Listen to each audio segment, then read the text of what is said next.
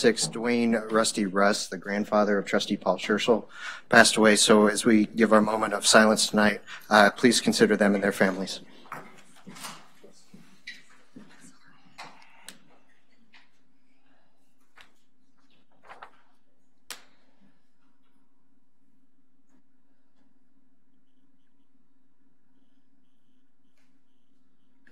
Join me in the Pledge of Allegiance. I pledge allegiance to the flag of the United States of America and to the republic for which it stands, one nation, under God, indivisible, with liberty and justice for all.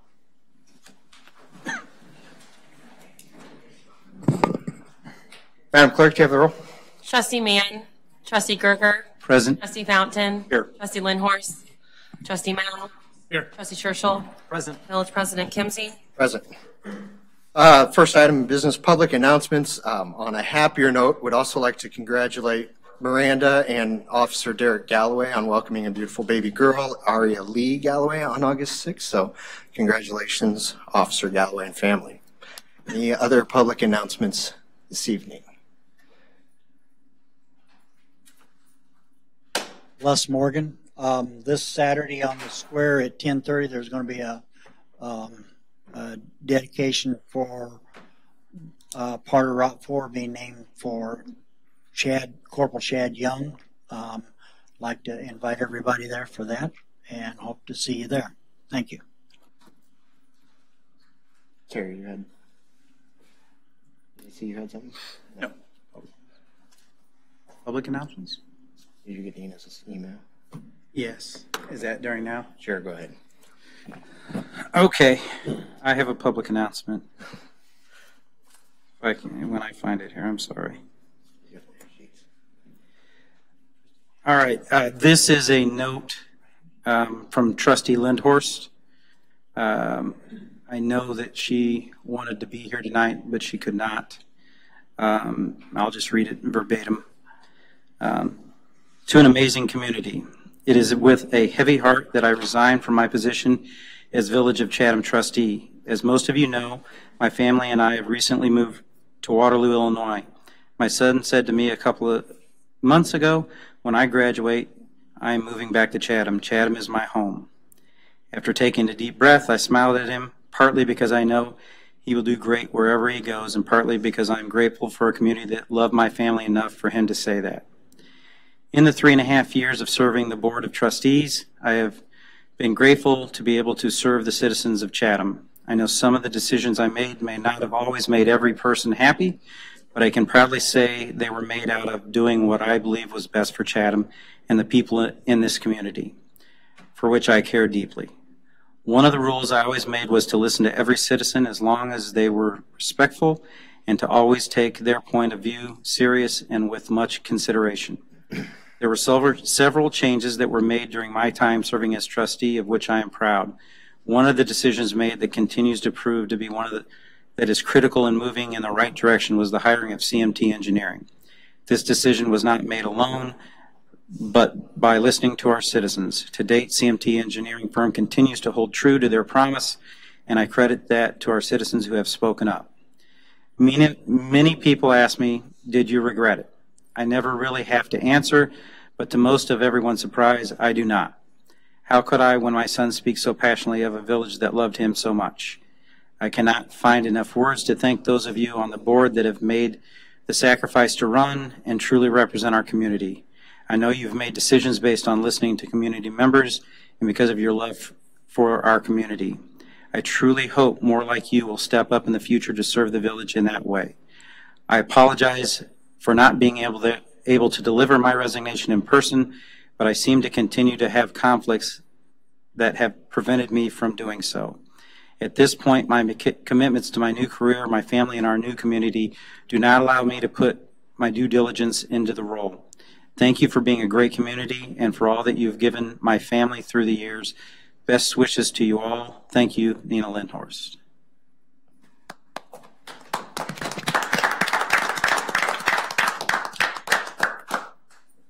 Hey, Trustee Gerger, thanks to Trustee Lindhorst for all that she's done for us. It takes a lot to run. It takes a lot to commit the time and energy being a trustee and holding these positions. So certainly appreciate it, and we all wish her the best of luck and her family in their new endeavors. It looked like on public comments that the signups were from the last meeting. Am I correct? Was there anybody that wanted to address the board on the agenda topics?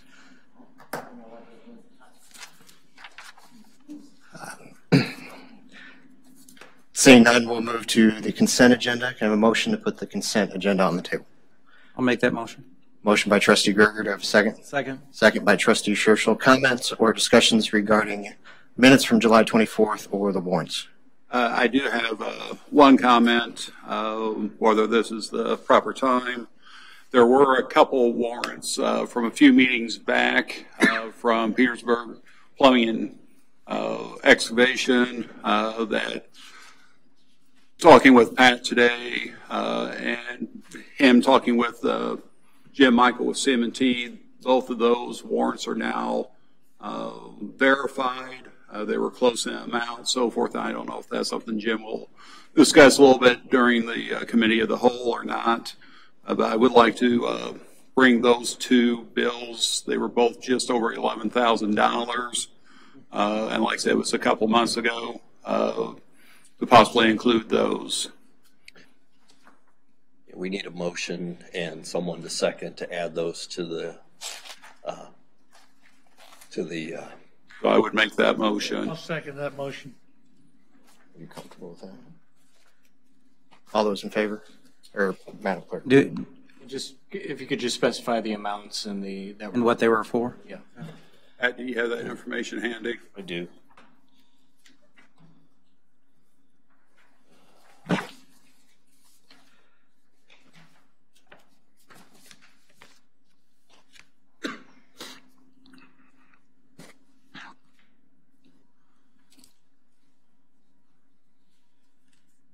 One was for $15,212, and the other one was $17,082, for a total combined of $32,294.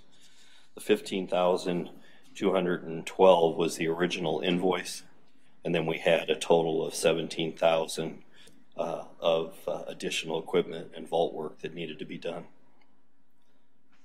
So they were warrants that were held off from a few months ago? So Yes. like The we numbers we were so tabled them? close that I thought we had been billed twice. Okay, so it was So we went back and They were looked pulled off to there. make sure that we weren't billed twice and we were going to end up. And do we know what they were for? Yes, it was for all of the vault work and all of running that new clay valve out at the ground storage tank. Okay. So I guess I would amend my Oh, go ahead. motion to basically specify the two amounts of $15,212 and $17,000 and $17,082, both of them to Petersburg Plumbing and Excavation to be added in with this list of warrants. Trustee Fountains made a motion. Of a second. I'll second. Second by trustee Mount. Hold on a second. Sherry, is that the exact amount of those two checks? Do you have those? Before we vote, let's make sure it's exact, because if not, Jeff will make us do it all over again. Okay.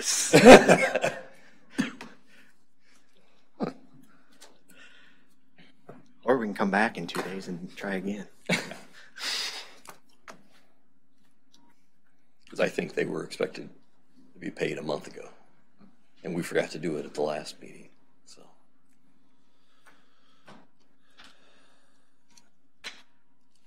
Always remember, measure twice, cut once, Pat. well, this, huh? Invoice 3206 had $15,212 on it, plus additional work for a planned filter install for $3,959.94. It totaled $19,171.94. Write those numbers down, Amy. 19,000. 1714. So it's not the 32,000. And No, then it actually totals, the two together will have a different total. The other one, the one with the $17,082 that you talked about was invoice 3207. And it had measure flange fillers for $203.67 and core hole install pump for $762.68. And that invoice totaled $48.04. combined, all right, it was $37,220.29. And these are the correct ones. Those are the correct amounts. So this is our total. Okay, if I can One more amend time. my motion again, per previous discussion, the two bills are apparently $19,171.94, the other being $18,048.35, which were withheld a few months ago from the list of warrants, and based on all the information that's received, those are payable. So I would ask that we add those to the list of tonight's warrants. Trustee Fountain's made a motion. I'll second that Trustee Mao is for a second. third time. Are you guys sure? Third time's a charm. Madam Clerk, would you take the vote to add these two warrants to our list? Trustee Gerger, Yes. Trustee Fountain, Yes. Trustee Mao, Yes. Trustee Churchill. Yes. Further discussion regarding the warrants or the minutes? Hearing none, Madam Clerk, would you take the vote on the consent agenda? Trustee Gerger, Yes. Trustee Fountain, Yes. Trustee Mao, Yes. Trustee Churchill. Yes. No old business under new business. Item 1 is an ordinance annexing certain property to the Village of Chatham. This is the German property. I have a motion to put this on the table. It's German property. German. So moved. Trustee Churchill's made a motion. Of a second. I'll second. Second by Trustee Mao. Discussion? Where's this at? Parcel is off of Covered Bridge Road. Okay. Portion of, well, the German property was already annexed, or portions of it were annexed in. They've split off a piece for another family member to turn around and live there. As you can see it on there. So the gray area is the piece that's coming in. It's an additional 3.69 acres. Further discussion? Hearing none, Madam Clerk? Trustee Gerger, Yes. Trustee Fountain, Yes. Trustee Mao, Yes. Trustee Churchill. Yes. Item 2 is an ordinance annexing certain property to the Village of Chatham. This would be the Fire Protection District property. Do I have a motion? I'll make that motion. Trustee Mao has made a motion. Of a second. I'll second. Trustee Gerger is second. Discussion? That piece of property is on the opposite end of Chatham. It's on the northeast corner. It's would be the farthest northeast corner piece of property that we would have. It's across the street from Armbruster's Tent. It's the piece of property that the fire department purchased to build a second fire station. So is that the field in between That the and the middle school? Yeah. Okay. Now, it's a portion of it. Right. Because part of that was the Curry Trust, and that's annexed now. So now that we're contiguous to the fire department, we can annex them. Okay. So both of these are just straight annexations. Yep. This one is the. Further discussion? Hearing none, Madam Clerk? Trustee Gerger, Yes. Trustee Fountain, Yes. Trustee Mao, Yes. Trustee Churchill. Yes. Item 3 is an ordinance amending the village code to authorize the village manager to increase the contractual rates of village inspectors. A motion to bring this to the table. I'll make that motion. Trustee Gerger's made a motion. Of a second. Second. Second by Trustee Churchill. Pat, would you like to explain the proposal? Would. It's, we have 4 inspectors. They inspect for water or plumbing, mechanical, electrical, and structural. These guys have done inspections for us for, I would say probably this group has been with us for at least 2.5 years. They do a really good job. We don't have any complaints from any of our builders, and it seems like we're getting houses built in a very safe manner. We did not give them a raise last year on their inspections. Since the board has given me the authority to give raises for the staff and negotiate union contracts, the way this was written before, the board had to vote to raise what the inspection fees. You voted a few weeks ago to raise those inspection fees, but then you had to come back and vote also to give the inspectors an increase in those inspections. I'm proposing a $2 an inspection increase because they didn't get one last year. A 3% raise is about $1 for what those guys get for inspection. So Is this just it's that fee is what we charge the builder, right? Right. We raised the fee $5, but we're looking to raise their compensation by 2? Huh? We're looking to raise their compensation by 2? Yes. How do we compare, our rates versus other municipalities? Ours are higher than other municipalities, but not as high as Springfield. And Pat, also, there's a number of different classes that these inspectors have to attend to keep up their certification and so forth, which is also at their expense, correct? It is. Okay. Okay. Additional discussion or questions? Hearing none, Madam Clerk. Trustee Gerger? Yes. Trustee Fountain? Yes. Trustee Mao? Yes. Trustee Churchill? Yes. Is there any additional public comment regarding village business this evening? I just have a question. Yes, ma'am. I want to know how many of you have seen this preliminary report from South Sangamon County by Max Miko Engineering. Is this the one that they were presenting? They presented it 2-3 weeks ago, I think. Yeah, they presented it to the South Sangamon Board, and they used this hall. So Bill's the one that follows for us on that, on the technical aspects of what they're doing out there. So we do take a lot of our advice on CMT on the engineering and how we react to what the South Sangamon Water Commission is doing. Well, this is very interesting because it's just recommendations as to what's going to be needed to bring this plant up to better standards. And I would think you as the trustees would be interested. I know it's a preliminary report, but it's very eye-opening, and I think that you all should be able to see this and look at this. I know there's going to be some changes, but I think concerning the citizens of Chatham, I think you need to see this. I mean, there wasn't any, Ryan was the only one who had it, who saw it, and knows about it because he was there at the meeting. Right. But I looked over it, and there's a lot of alarming, I can't say alarming things, but there's a lot of big expenses that are going to occur for the citizens of Chatham to get our decent water back. Can we get a copy of that report? Sure. The Additional thing comment? is that report has no time frame on any of those updates or improvements. It's just someone went out, looked at the existing plant, and said, if we're going to move into the future, we need to make sure we check this and this and this. In my understanding, just from the last meeting, Bill, you did make some comments on it. Is that correct? Yes. So I would want to see whatever that was with your comments, because I like following Bill's guidance. The night that they had that meeting, 2 of the water commissioners weren't there, so they couldn't even take any kind of action on it.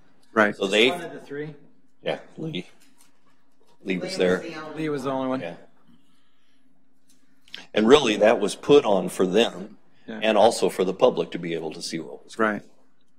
And I understand this is just, Mr. Brown said that this is just a preliminary report. He has additional suggestions here, but I think there's a couple things that caught my eye was we keep expanding the community, and they are saying that the 10 wells out there are not enough.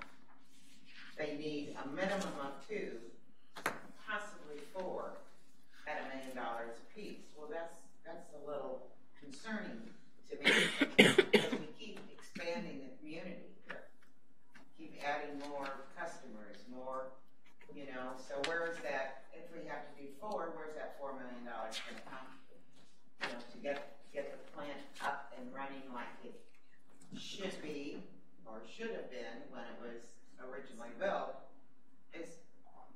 there's substantial money here, maybe $15, $20, $25 million.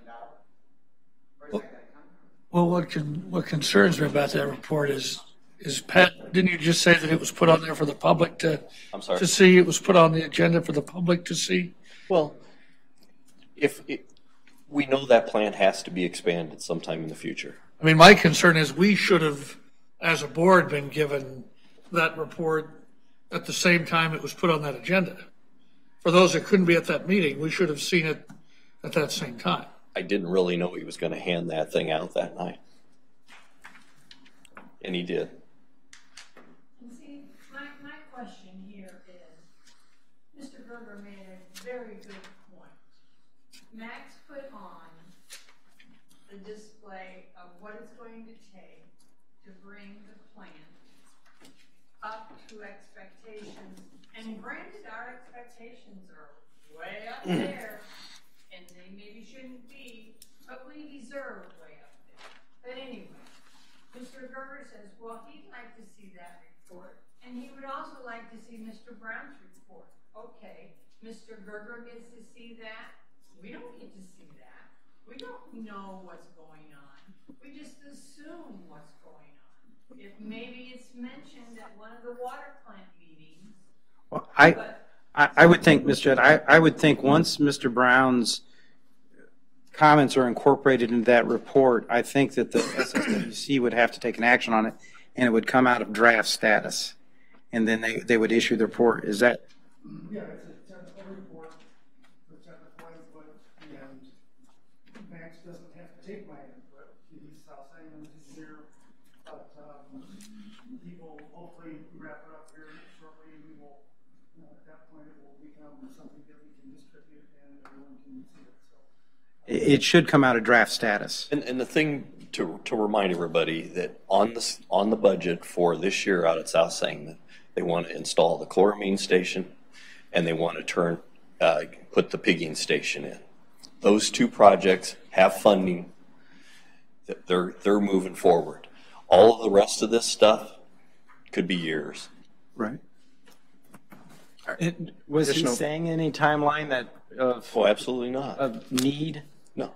Well, there's always going to be a need. Yeah. There's days that we have to buy water from Springfield because they can't supply as much as we need. Yeah. But if that's 10 days out of the year, do you go and expand the plant to be able to handle that just for 10 days out of the year? Right. Okay.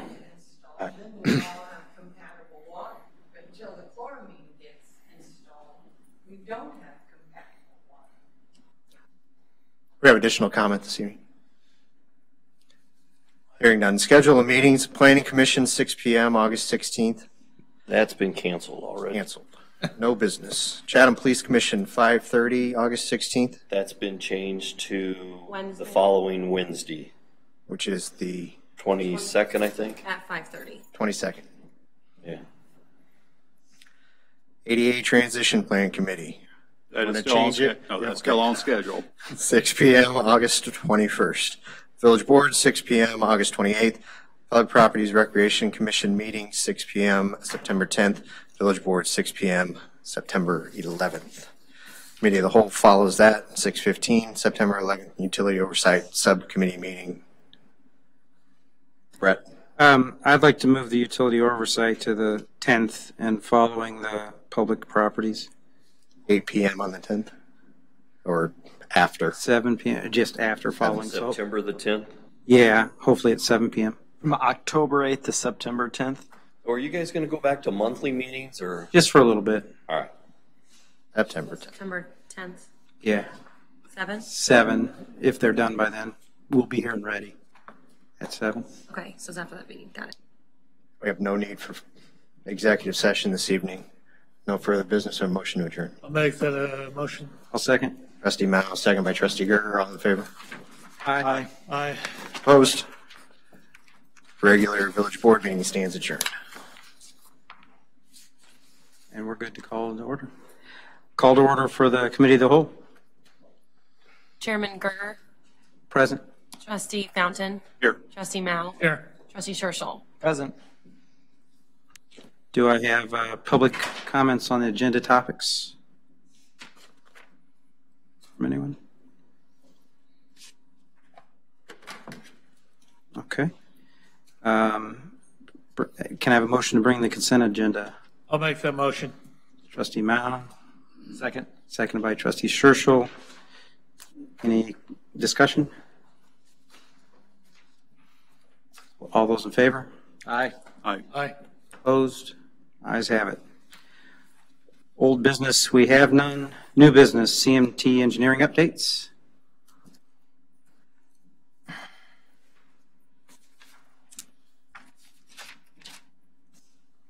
going to first start off by saying very humbled by Trustee Lindhorst's kind words towards CMT, and I appreciate the opportunity to continue to work for the Village of Chatham.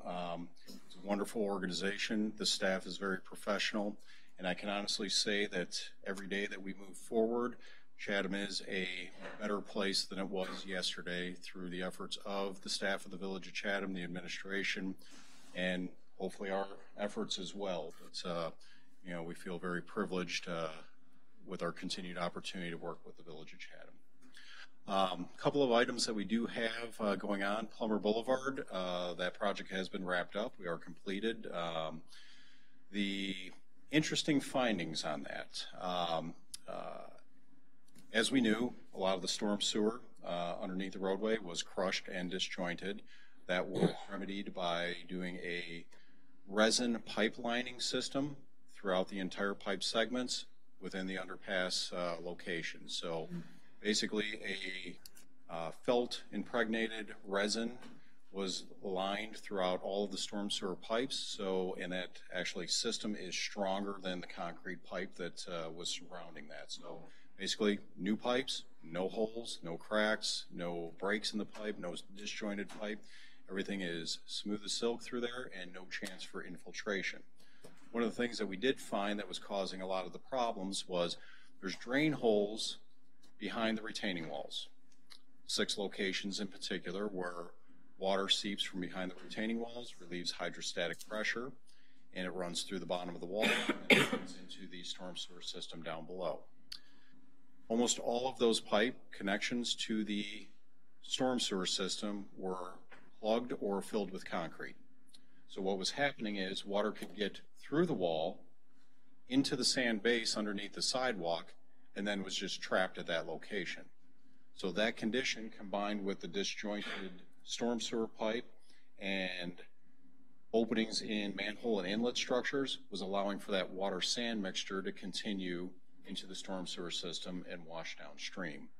And as a result, the sand water gets washed away. We see the collapse in the sidewalk.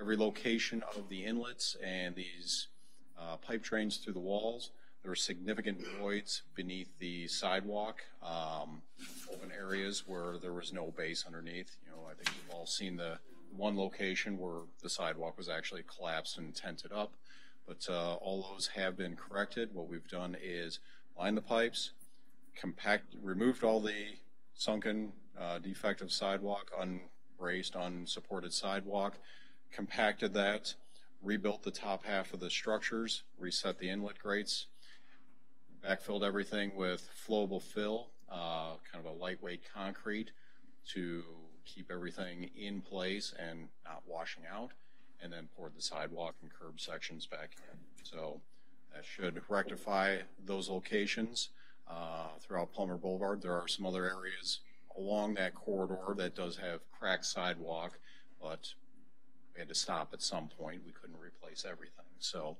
that project is done and complete, and there are no more concerns associated with the retaining walls or failure of retaining walls or the loss of material underneath the roadway, curb and gutter, washing downstream.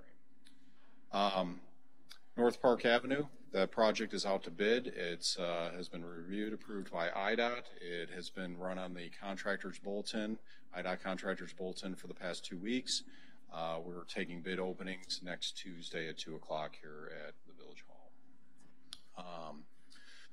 Some other items coming up, tank painting. We're going to be starting up on the elevated tank the second week of September. I've been working with the contractor in terms of getting shop drawings approved, submittals approved, and so they can hit the ground running with their containment and work starting that second week of September. The adjacent park, baseball field and park, will be closed during that time while we have the containment set up. Just don't want to have any issues associated with lead removal. The containment will be inspected several times a day. But once again, just from a safety perspective, like to keep the park closed, like to keep the playground closed during those operations. Plus the existing fencing around the tank will be moved out to provide a little bit more of a work zone for the contractor to set up his containment operations. We have reviewed and approved shop drawings for the new utility building that's associated with that site as well. That will house the transducer. It'll house the village communications equipment, and that will be set on the concrete pad immediately adjacent to the site, north of there on the old AT&T cellular tower pad. McCann Concrete down south is in the process of fabricating that building. We're looking similar time frame, second, third week of September, taking delivery and setting that building. We'll be working with village crews to prep the site, get the necessary utilities, electric, water to that location. The village is working with a cable company, electrical contractor, to have the cables moved to that building as well. So that's moving forward. Another one talking about moving forward and doing better. Last year we passed a stormwater kind of ordinance for individual lot erosion control.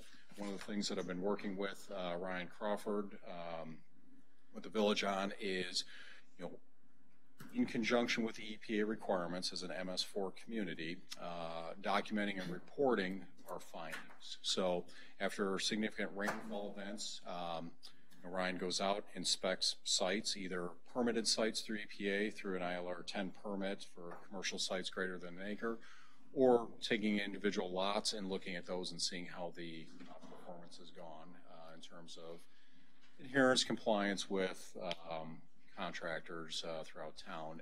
And all the sites are coming back looking great. So there's a significant reduction of mud out on the streets, mud in storm sewers, debris on adjacent properties. So that's had a very positive effect on construction within the village of Chatham and for our storm sewer infrastructure and the streams that they drain to. So those have all been a very positive and long-lasting effect as we move forward. Let's see, other than that, Glendale Estates, Unit 4, that's continuing to move forward. We'll have that subdivision wrapped up here through Rave Homes by the end of the year, and associated with that will be some repairs associated to Glendale Unit 2 on failed pavement. So they're going to build the new subdivision first, which will provide us with another access point out to help facilitate access to the adjacent residences that will be impacted by the construction of the roadway repairs. Once those are made, or once that subdivision is complete, we'll do the roadway repairs this fall. So that'll all be done here by the end of the year. And I think that's about it. That's about it. Jim, a couple questions. Yes. With Plummer Boulevard, yes, do we have all the bills in? Knowing that some of that work, especially the drainage behind the retaining wall, probably was not addressed in the original plans. It was. Oh, it was. Okay. So how are we looking as far as overruns or even possibly under contract amount? We were about $10,000 over our total bid. I think the total cost was about $153,000. Okay. Whereas the bids were in the 140 range. And the reason for the overage was once we started removing sidewalk panels, there was much more deterioration, loss of material underneath those sidewalk sections. So that accounted for the change. It just more panels of sidewalk. Originally, we just had 3 panels on either side of each inlet. And in particular, the area on the northeast quadrant ended up being like 6 or 7 panels because once we opened it up, it was half the sidewalk base was gone, and it was gone for 15 feet along the wall all the way up. So there's no way to get global fill pushed uphill. That far, yeah. So preserved what we could to keep things as cheap and reasonable as possible, but there was some areas that we had to change. The other one, too, was a section of pipe within the roadway that was completely collapsed and crushed. The work to do a point repair at that location, the pipelining company could not expand their forms through there, so that segment of pipe had to be excavated out, a new section put in, collared in, and then backfilled with concrete. So that's the two items that resulted in a slight additional cost to the contract. Okay. And then with Park Street, I know we talked about this at one of our committee of the whole, and then I talked to you about it afterwards. I know the proprietary name for the item is J-band, which is basically to improve the life of the joints, longitudinal joints. Did that get put into the proposal? Actually, I received a call from Open Road out of Champaign, Illinois. They're, I guess, one of the only certified contractors by IDOT to do that work. So okay. If that moves forward, you know, Open Road will probably be on part of the team that does this work. Okay. And then last question on the tank painting. With them looking to get started somewhere early to mid part of September, with their plans, is there sufficient working days, assuming there's going to be some inclement weather in there, that they will be able to get it completed before winter hits? Yes, they will get it completed before winter hits, you know, unless it just rains every day from now until December. Yeah.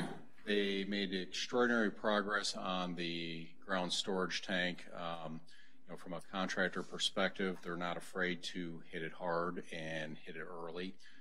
They already said that they will be working 7 days a week, weather permitting. So they are committed to get the tank blasted and painted as soon as possible, knowing that the weather isn't going to get any better the later that they go. But their plan is 7 days a week, you know, working on that every day that they can possibly work on it. Okay.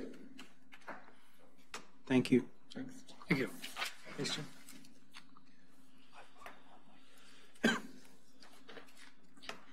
Village manager update? Yes. The first thing I wanted to talk to you about is subdivisions that don't have homeowners associations, that don't maintain their common areas or their drainage swales. It's becoming more and more of a problem in the village. I talked to Jeff about it and asked him if there was a solution, and he said that some communities have used the special service area rule to do something like that. What if somebody's covered up their drainage swale? Well, like I said, people just come in, fill things up, right, and cause water to get pushed over on someone else. Well, right, then that for one thing becomes a village problem, because that stuff isn't supposed to happen.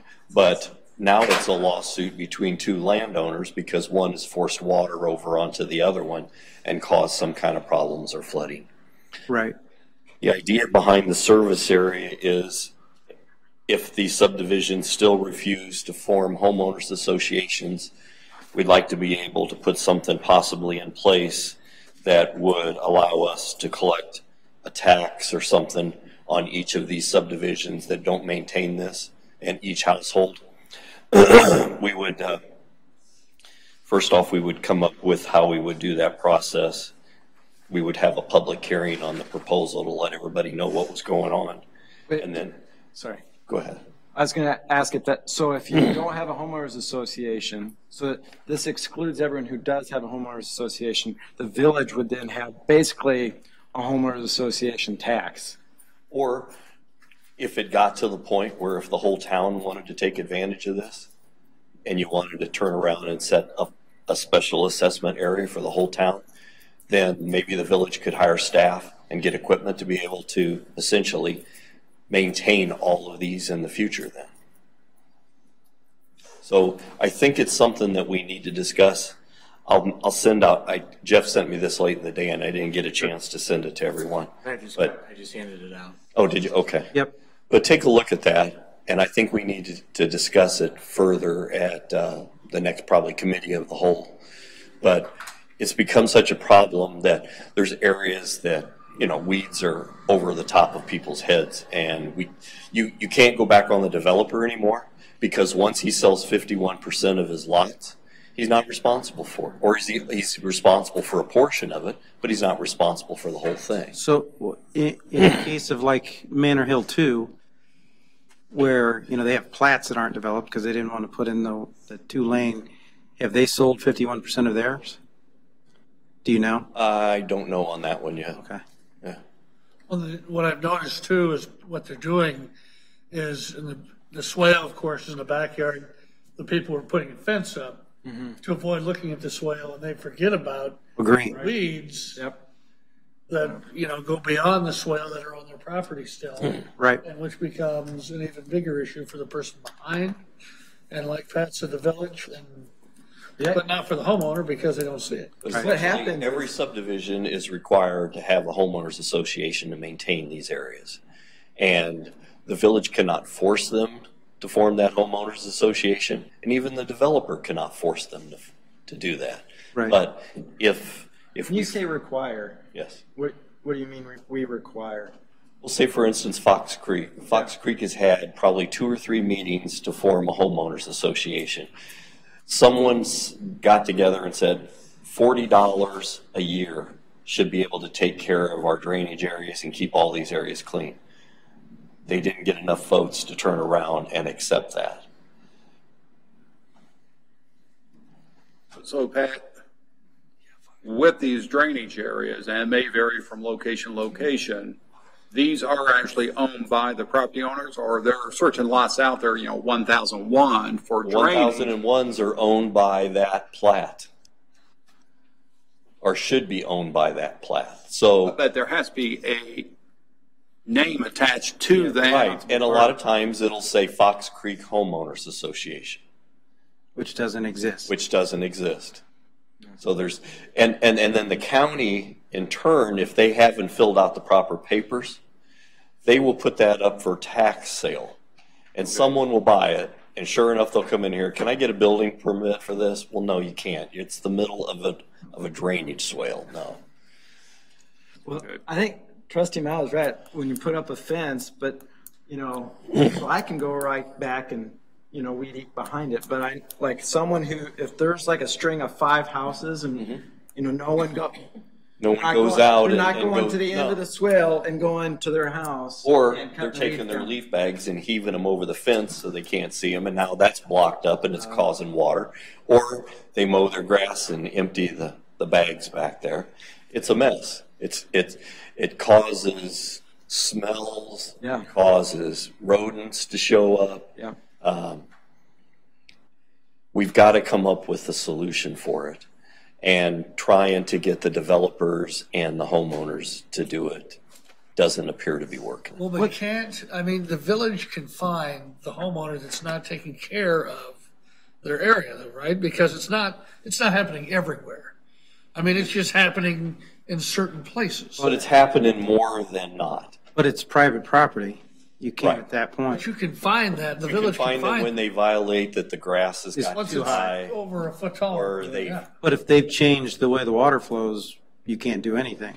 So if somebody fills in their concrete swale, the village is out at that point. It's the homeowners have to sue each other. Against the next homeowner. But Pat, is this more for those, I'll call lots 1001 that we're trying to take care of with this? Or is it the ones where my property line goes to the center of the swale, so I own half of that, my neighbor behind me owns the other half, so it's our responsibility to take care of that unless it's in our covenants that the homeowners association will take care of any major issues? I think that's open for discussion. Okay. Because, say for instance, you keep it clean in your area and you live at the end of the run, okay? If the water is running from east to west, then all of the grass and everything that people have thrown in there washes to your end. So if you don't keep that open, it doesn't run into the storm sewer and then get out of there. But fortunately for you, you live on the high end. So you keep yours clean, nothing runs in there. But maybe the next 3 people down don't do anything. And then now the 4th one down can't figure out what died on the other side of their fence because it's smelly, wet grass that's been sitting there for over a month. Right. Well, the other interesting thing too is just because it's a swale, through there, that doesn't mean the homeowner doesn't own on the other side of it too. Correct. Because I've seen some cases where they own both sides of it. There are where, perfect example, Fox Creek butts up to Prairie Vista. Because they were two separate subdivisions, you can't go and put a concrete swale on someone else's property. So when Fox Creek put their stuff in, they put their concrete swale in, and they're about 1.5 feet away from the property line. Well, then when Prairie Vista came in, instead of coming over and saying, hey, what do you think? You know, we move the property line over to here, I buy all this from you. No, they put their own concrete swale in. So now you have a concrete swale, about 2 feet of grass, and a concrete swale. And nobody wants to mow the middle part. Right. So if the citizens in the village want to keep these things knocked down and clean and keep them from smelling, then maybe we can work out some type of thing where we maintain them and we're able to pass the cost of the new employees that we would have to hire to do this and the equipment that we would need to be able to do it. So with this, I'll take a look at this, but like with Fox Creek, North Point, those areas that don't have the tax would cover, that would just be, those weeds in the swale would be taken care of for us in the swales. I think that's something that we can discuss. Yeah. Either we take care of just the retention ponds for them and charge them for that, or take care of all of it and charge them for that. I think that's what should be open for discussion, and we try to run numbers to see how much it would cost and how many people it would take to be able to keep this up. Well, but the question there becomes, if the village decides we want to take care of it, what happens with those ponds, other issues need?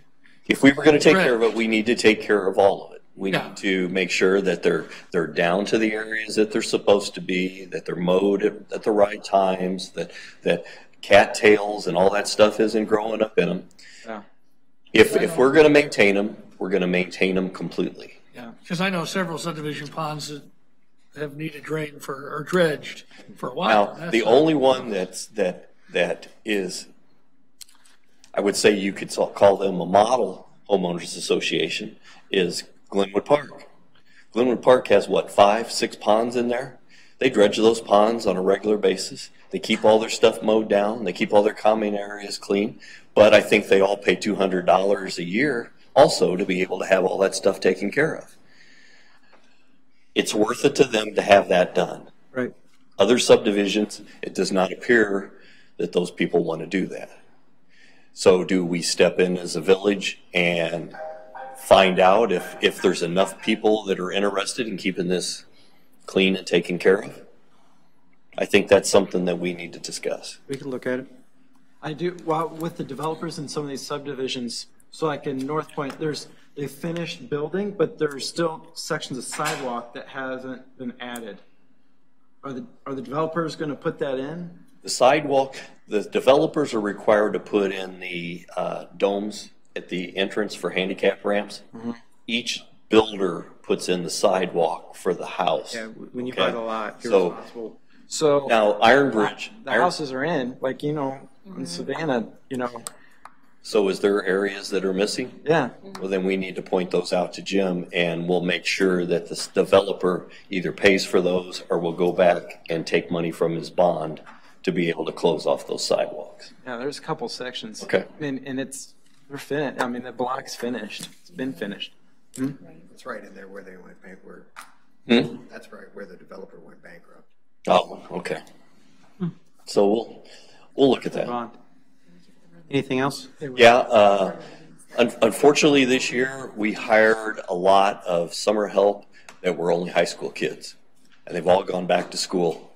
And I need, I could use up to 4 people to help run the weed whackers for the remainder of the growing season. So if anyone is looking for a job in Chatham, if they want to come by here this week and fill out an application, I can't remember. You remember what it paid, Dustin? $8.75 an hour. They don't have to work all day. They just have to put in a few hours here, a few hours there. But we could really use some help for the remainder of the summer. So if there's anybody available. like since the last time we've met, Dustin now has been moved up to the general foreman for the water in the parks. That's been fairly smooth, I think, and he's making good progress with a lot of the park stuff now. And we posted for a lead worker in the water department, and J.D. Crawford got that position. So he is the new lead worker in the water department, and we put out applications to replace one of those, or essentially Dustin's job in there. So we'll have a new water maintainer.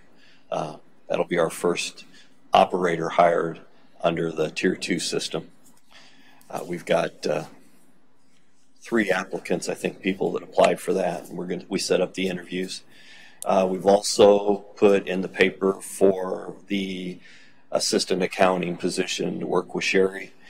We've got 2 resumes so far on that, but we usually like to run that in a couple Sunday papers and a couple other publications. So, and that'll be under Tier 2 as well? That will. Well, that's not an operator position. That's, okay. Yeah, that's a non-union position. Okay. So, What does that position start at? What did you post it as? we didn't. Oh, you didn't? No. We said the salary was along with experience. Let's see. Do you think of anything else? Vicky's here tonight. She's our summer rec program, and we wanted to discuss a little bit tonight. She wants to know whether we want to continue with a fall and winter rec program. She did a few things last year. Wanted to kind of feel out how the board thought on that. And then the other thing is, we act as almost like I would call it an ATM for the summer rec program. What happens is, she puts a plan together. She goes out and talks to a lot of people, puts a really, really nice program together of all of the different things that are offered in Chatham. But very few of those are things that we actually put on ourselves. So what happens is, people will come in and sign their kids up over at the utility office. We take that money. She'll find someone that maybe is going to run a basketball camp. He gets paid a certain amount. Well, if he wants to give out basketballs at that, we usually purchase the basketballs and then we get reimbursed from him. But we do all the transactions, and they essentially make the money. Now, we do make $5 to $10 off of each participant, okay? But I didn't know in the future whether we want to continue to keep taking the cash and then having to work, deal with all the processing there, or try to push that off on the person that's actually having the camp.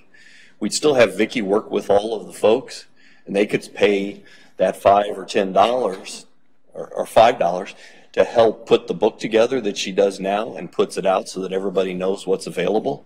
But let them sign up and pay at wherever the camp is being held, instead of us having to process the money all the time.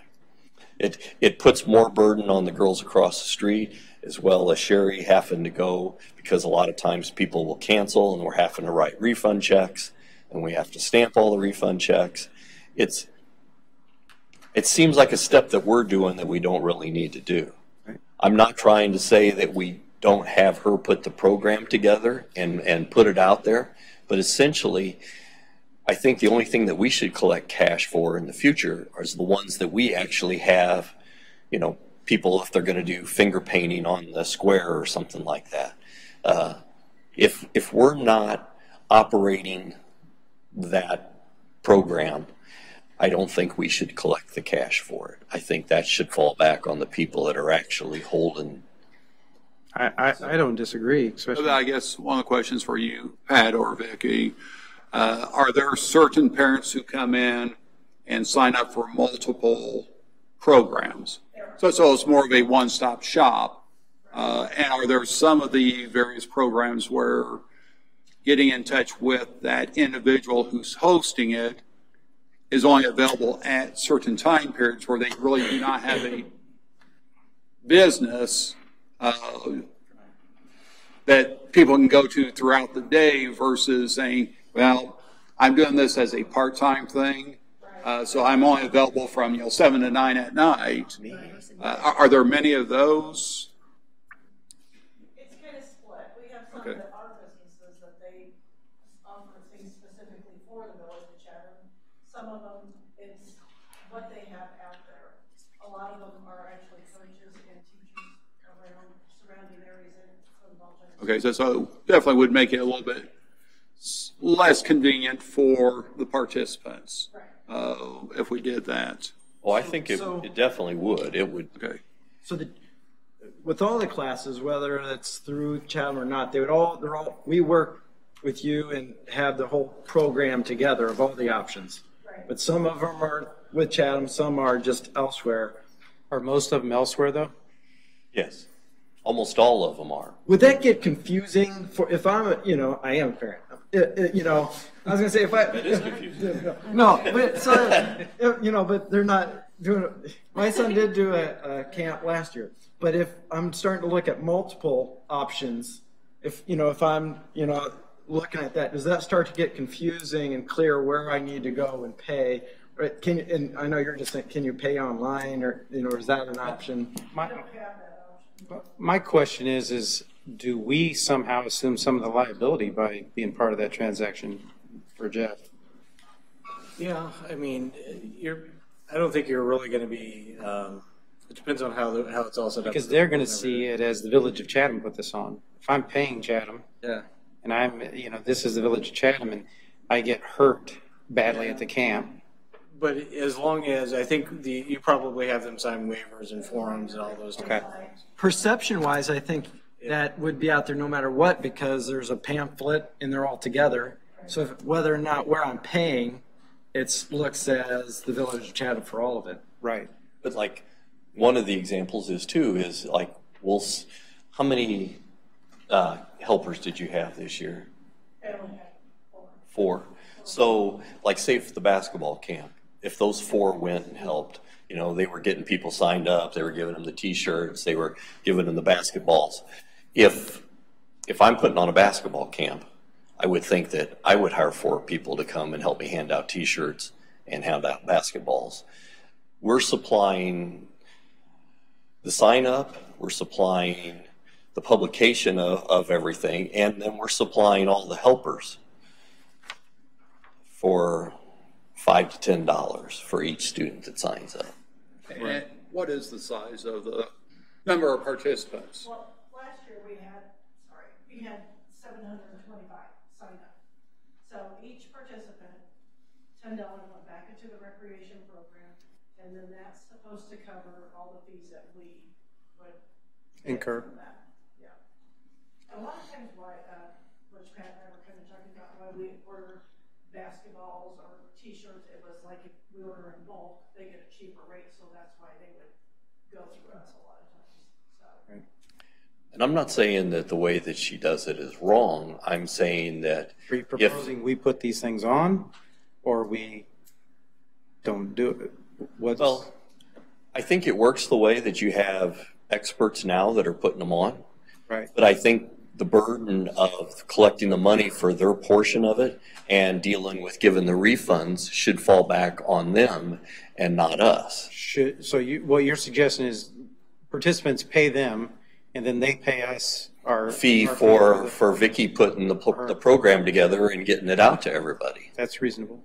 So they're kind of like contractual, or not contractual, but they're paying us for our services. We're a subcontractor. And when someone does sign up, is the check made out to the village or is it made out to the participant? It's made out to the village. And then the village has to pay that individual. That participant, yeah. We take the fee that or we buy t-shirts. So, I guess the question. Can I interject here? I think that the beauty of the village arranging a summer recreation program is that it makes it easier for parents to find the activities, locate the activities, where they don't have to be going to 40 different places. Agree. And I don't know why we would not continue to facilitate it in that fashion. I get the struggle that it can cause, but I think trying to divvy it up or overcomplicate the thing probably defeats the purpose of the village even being involved in something like that. So if you want to do it to a way that it makes it easy. And that's how you're going to keep your participant numbers up rather than overcomplicate. I think people are going to get confused. I'm confused just listening to the discussion. So, well, and I guess one of the things I would maybe suggest is, yes, we still stay as the one-stop shopping place. But if you're going to sign your kids up for, let's say, 4 different events with vendor A, B, C, and D, you're going to have to write 4 checks to vendor A, B, C, and D. But why? Well, and then on a weekly basis, we hand those checks to those vendors and say, okay, if anyone cancels, you're now responsible for those refunds. But we're still providing that one-stop sign-up location. But we're taking the money out of the equation. Pat, I don't know if you remember, we did that before where we paid them and said, if you cancel this class or if you get a refund, you're responsible for it. But I don't really know. We kind of got away from that. So I don't know why we got away from that, but we did get away from that. Because you're still going to be looked at as the one that put the clinic on and responsible for the refund. I've looked at surrounding programs, and I did see that some of them charge a refund. There's a fee for a refund. I don't know if that's something that we could look at. And that's if the participant cancels and not the organizer. We do put a no refund unless it would be an emergency or unless we cancel that activity. Okay. So we kind of minimize that. Used to, we would hand out, they would call us and say, I had vacation this week and I forgot about it, so we don't go ahead and give them a refund.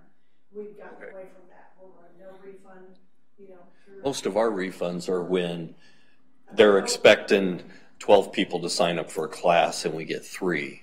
And then the person says, well, I'm not going to put the class on for 3 people, so they cancel, and then we have to write a refund check for those 3. And what I try and do is try and find someone to go ahead and do that, to take that camp over, so that we don't have to write the refund, but that doesn't always happen. I think if we can keep it as a one-stop shopping place, I think that's definitely a benefit to the participants. But if there's ways we can refine that to minimize, staff's time over there, your time, so forth, that would definitely be a plus. Yeah. So, anything else, Pat? I think probably the other next topic is this lady's Ms. Farmer discussion. I'll tell you how it went on the village side. We got a call. I think Brandon and Sean went out there. They took out the meter. They were just going to put in a new one. And when they did, they noticed that it was mismatched. I think they told you right then that you would probably do a refund. Yeah. So we came back, we put the numbers together, and called her in and went over it. And I told her, this is what your refund would be based off of our current policy of 12 months. She didn't think that was acceptable, and I told her that her next step would be to come here and talk to you guys. I would ask that you continue with a policy of at least limiting and not leaving it up to my discretion or the girls in the office's discretion. We would like to have a solid number. So but if what I've learned on it is that it looks as though when the manual that the village employees went by was adopted in 2016, and it mirrored Springfield's policy, which was, it looks back a year for the residential, and it looks back 2 years for the non. In pulling some things, Jeff pulled something where it shows that the ICC, the Commerce Commission, they allow, but their recommendation is a 2-year look back. But I think we should have some discussion as a board. I agree there should be a time frame, just so we don't have people just making decisions at the village. And then I also don't think it should come to the village for a vote every time, for the fact that depending on the village board makeup, I know Jeff, and Jeff wants this, and we'll say yes to him, and I don't know Ms. Strout, and she comes and we say no to her. And they have, similar situations. So I think any discussion is I think as a policy, policies are made to be consistent, so you're not doing things like that. So we mirrored Springfield. Do we know at the time when that board passed it why they did the 12-month and the 24-month? So I asked, and there was no real discussion about that because at that time they were passing the whole manual. Mr. Clayton was here tonight, and he remembered passing it, and he thought he remembered it just to be, it was presented as Springfield's, and why not There's mirror probably that? no discussion on that level of detail. Correct. Yeah. Here's my concern with this individual case is, number one, they were mismatched 10 years ago. And she's lived there 4 years. And to kind of compensate her for 1 year, to me, is wrong. Because it was our fault that they were mismatched. So as a village, we should pay for 4 years of overages. I mean, to be fair. I mean, in that case, it was the village's fault. I might remind you that you were you were one of the ones that voted yes for that booklet and set it at 12 months. Okay. And that's fine. Okay. I'm not saying every vote I've made has been the best vote, but I'm saying, if it's a leaky toilet or whatever, that's not the village's fault. But mismatching the meters or whatever we mismatch, that is our fault. So. And Trustee Matt, I guess my question, I've pondered the same thing myself. This is definitely an exception to it, but these meters were put in between 85 and 93. Is that correct? Yes. Or somewhere in that time period. So if all of a sudden it's discovered that someone who's lived at the house since 85 or prior, who had one of these meters, and they said, hey, we want 33 years of reimbursement. Number one, I don't think the village has those records. Am I correct? Yeah, we don't have water records from far back. So, I guess how do you handle something like that? Because they're coming in with the same concern. It's just a longer time period where all of a sudden there's no records there unless they can produce every Well, you go back utility to the records bill. you do have. You go to the records you do have. So if you have 10 years of records and you have proof they've lived there, like you said, 30 years, you say, well, we don't have the records that show that, but we'll give you 10 years because we do have record that we screwed up and it should not have been mismatched. And here it is. Yeah, and I don't know what the size of the issue. I know I talked to Jamie over at the utility office. She can only remember one other time, which was about 3 years ago, since she's been in charge where something like this did occur. So, I don't know if it's going to be a widespread or if maybe those are all gone and this was one of the last ones. I don't know. I mean, my understanding is it's not a very widespread issue, but just the fact that it did happen, we made a mistake, we should fix it. Pat, in the last 3 weeks or so, do you know off the top of your head how many complaints we've received? I think we had a few calls for people to come out and check. They saw the story on the news and wanted to have their meters checked. And like I said, it's the first thing right off the bat is they ask them how old their house is, and if they said it was built within the last 5 years, well, you don't have one of those meters because we haven't installed those since back at that time. It doesn't mean that they don't have a leak at their house. And we've, like you said, the email that came out, we went out there and checked that gentleman's house. The minute, he didn't say he had a high water bill, he said he had a high utility bill. And as soon as I looked at it on the screen, I was like, oh my gosh, it's not electric there, it's water. Look at the water usage. They went out there and we had a device that they hang on the pipe that's just past the meter, and it tells whether water is moving through there. It was almost, with everything turned off, a gallon a minute. You run those numbers out, you're looking at $430 a month and extra water running through your house that you have no idea that it's running through the house. He had 3 leaking toilets and a leaking swimming pool. Right. So we pointed all those out. We put dye in the toilets to show him where it was leaking. And we also gave him the paperwork to be able to come in and ask for, you know, that partial forgiveness that we have in our plan. But you have to show proof that you fix the leaks.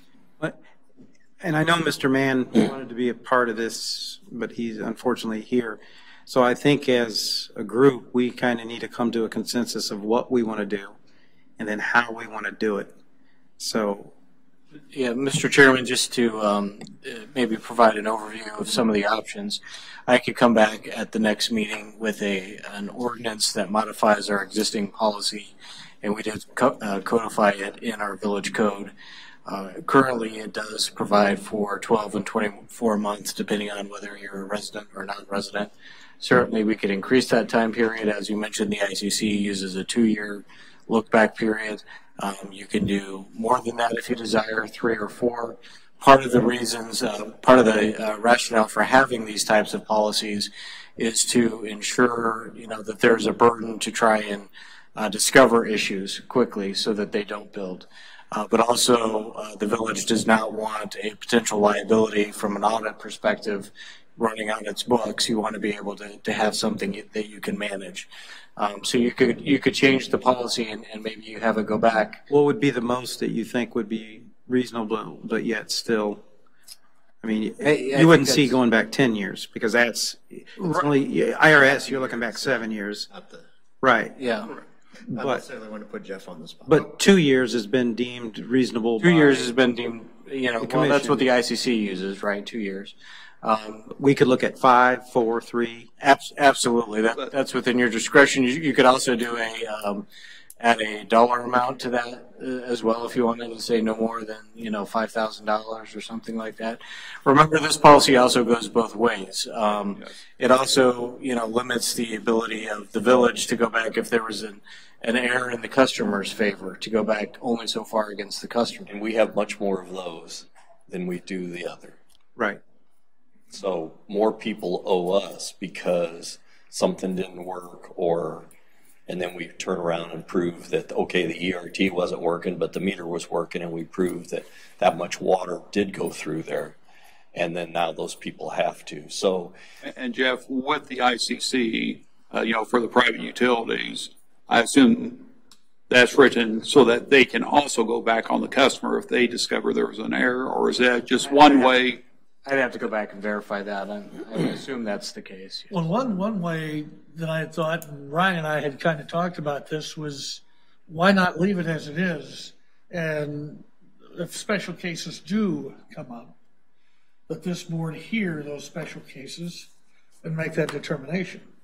I'm uncomfortable with that because of the politics that just automatically gets inserted. So you know, I guess. So back to what Chairman Gerger's original point. So if the village makes a mistake 10 years ago and there's record of it, we made a mistake 10 years ago. We should have a consistent. We're only going to pay 2 years back. We should have a consistent policy that treats everyone fairly, not, you know, that just opens the gate to, you know, making decisions on anyone. And under that same note, if you're going to look back and come to, you know, the board on a case-by-case basis, you have to go the other way too. When we've undercharged somebody and, you know, say it's a commercial business and they owe us $100,000, are we really going to pursue that from a commercial business right now and potentially drive them out of business? And you could have a board that's not friendly with the school board. You can, when politics come into it, all kind of things can happen. It'd be good if we just had a consistent years in place, is how I feel, but we all can have differing opinions. So would we want to look at something that Trustee Mao is indicating, where it comes to the board by a case-by-case basis if it's over a year? Or do we want to more look at setting a year time frame, whatever that may be, and that's the policy? Or could you say however many years records exist. Because if they do exist, if they don't exist for 2 years, then how do you know? But if they exist, But what if some records, exist for some residences and not for others? I don't know. I mean, they're village records, so I hope it's consistent with what records are there, because I'd be concerned if not. Right. Then again, you're putting it in, if you have somebody that doesn't like this person that works for the village and somehow destroys those records. And I'm not saying that would ever happen with this group, but then you're still. The reason that policy manual went into place was because of what you're describing right there, was the view that nobody should be taking individual fact patterns and stuff. There are things you would normally do in a traditional business customer service environment. You have the flexibility to do that, but in the municipality it wasn't working as well to make those judgment calls, because one fact pattern led to one decision, one fact pattern led to enough discussion, and then 2 years later they're being re-scrutinized as people changed, under different scenarios. And it was ugly. And that's where that policy went from, and that's, that is what Pat's asking is what is needed for the utility office. Whatever you decide the policy is going to be, make a policy that you're willing to back. Right. And stand by it, so that it's each time you're not stuck going back through whatever the scenario is at that given point in time, because 6 months later, a year later, 2 years later, they're going to come back and look at the same thing and question the judgment of whoever's judgment was made at that point in time. So whatever you decide, make the policy be your policy. I would be willing to go, above what ICC recommends, but, not greatly above it, just because I think you do have to, there has to be some onus on the person to recognize there's a problem and report it to the village. The other problem I see with the case that's at hand is, you can correct me if I'm wrong, Ms. Farmer, is you indicated you had called before. Numerous times. But we don't have record of it. It doesn't mean that it didn't happen. We just don't have a record of it. So even if this was brought before the board and we had, like you said, Trustee Mao, we'd have to determine whether we think Ms. Farmer's credible or not. I think she's credible, but some people could come, oh yes, I've called and called and called, and they may not have. So I would be willing to go, above ICC, but still be in the lower range, just so we're consistent, and then give Pat and them guidance. And then the other aspect we have to do is, so if we change this next month or whenever we're able to change it, I think we're going to have to also have a vote, if I'm not wrong, to include Ms. Farmer's case in that. I don't know about that, because if you change it to say that somebody can go back, let's say 4 years, right? Then they're able to, at that time they're able to make a claim and go back 4 years. So that's how I would look at it. I'd really like to know what the best practice is. We've got Matrix currently as our consultant, and it's something like this. I don't know if I know we just had a recommendation for them and how we organized, our positions within that department. I don't know if that's too detailed to understand a best practice of what's out there in terms of a consistent through other municipalities, our size, because I know Springfield's larger. We mirrored them, but to see how we would compare with those, what they do. My feeling is probably a lot of municipalities would be going away from case-by-case basis just because the inherent issues you run into with those. And that's why we went that direction at that time. And if we choose to go longer, it could be more of a detriment, because like you're saying, Pat, most of it happens on the other way. Right. So there could be more citizens that are harmed even more because we've noticed. Because they're going to have to pay us instead of us paying them back. Right. Whatever we do, I want to make sure this is a solution that's proactive and not reactive. And so when we do that, I would be interested in getting a recommendation from Matrix as part of that.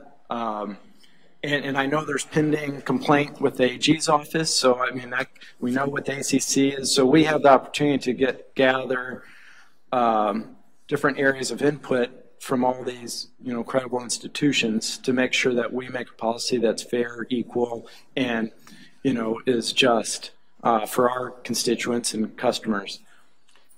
We could include this as an agenda item on the next meeting, and perhaps we can come back with some of that information at that time. Perhaps have a couple of different drafts of a ordinance change based on the discussion that took place tonight. Perhaps we'll have, Trustee Mann at that meeting as well, and have a fuller. He should be back. So that would be, if that's the direction the council or the board wants to go, we could be ready at the next meeting for some of those options. Okay. Jeff, committee meeting. No, I was talking about the next village board meeting. Village meeting. And if you feel like it needs more discussion, it's not ready to be acted on, then just table it to the. We can always we can talk table about it to the committee board meeting. meeting. And Jeff, let me ask you just something to make sure it's no issue for the village. If at this point, we go with our current policy, and hopefully when you came in and talked to Pat or Dustin and so forth, they kind of explain, here's what we can do, here's what our policy is. I'm assuming you were treated with the utmost respect during that time period. But if we go, okay, at this point we can go back a year, and then, a month or two or whatever from now, we decide to change that policy to whatever it may be, then I would assume at that point in time, she could come back and say, okay, now we're looking at other years that I've already been taken care of for the first year, or for the most current year. That's right. If they could evidence that there was an error in the previous billing, I would assume a claim would be made and could be made under that new policy. Yes. All right. Thank you. Pat, anything else? I think that's it. Thank you. ADA Transition Plan Committee update? I know one of the things that we did talk about that Trustee Churchill brought up was some of these areas that there's a gap. And one of the things that we are doing with our ADA transition plan in the committee is we're definitely going beyond what's truly required. We're taking a look at a number of different areas. But one of the things that we're also looking to put in there are some recommendations, which will eventually require action of the board, on, okay, how do we want to address these gaps, especially where it's been there for 20 plus years. What sort of policy do we want to come up with? Is that still strictly the homeowners, or is it something where the village sees it being a benefit to all the residents by completing that gap? The other is, do we now take a look at when a developer comes in, that we indicate, okay, you have so many months once the last lot is sold, within that plat, even though there could be 5 or 6 different plats, that you will have to make sure the sidewalk is put in, even though it has not been built on yet, just to complete that connectivity. So there are things that we have been discussing with the ADA transition plan. I know that's been brought up before. To try to address some of those issues. The ideal was Iron Bridge Estates, where they came in, did all of it, right? Which I think the developers saw that as a plus for selling their lots, because you're coming into something that's pretty much a finished product, other than the houses. So there are some things we are discussing there. There are some things that we've also discussed as far as how we're looking to take a slightly different approach than what we originally looked at. So I'm hoping within the next couple of months we will have a draft document to basically share with the other trustees, for some input, and then eventually take it to the public for their comments also, and then hopefully get to the point where we can actually adopt it. So that's where we're at with the ADA Transition Plan Committee. Thank you, sir. Safe routes to school funding discussion? Yes, that's also mine. There is a funding opportunity through the Illinois Department of Transportation to basically provide safe routes to school. There's actually a number of different aspects to that. One of the biggest ones is dealing with infrastructure improvements. Basically, it only applies to schools that are K through 8, and we can go up to 2 miles away from that school, and it's to encourage kids to walk or bike to school. One of the potential issues is part of that application, the applications are due sometime in November, I believe, is that the school needs to do a parent survey, basically saying, okay, here are some different things, how would you rate this? Would you do this? Would you not? What are some of your concerns why you would not do that or do that? From all indications, I believe the Wall Chatham School District prefers having students either bused or dropped off by their parents to the school. So I don't know if we're going to get their support, and that's definitely a critical item that has to be part of the application.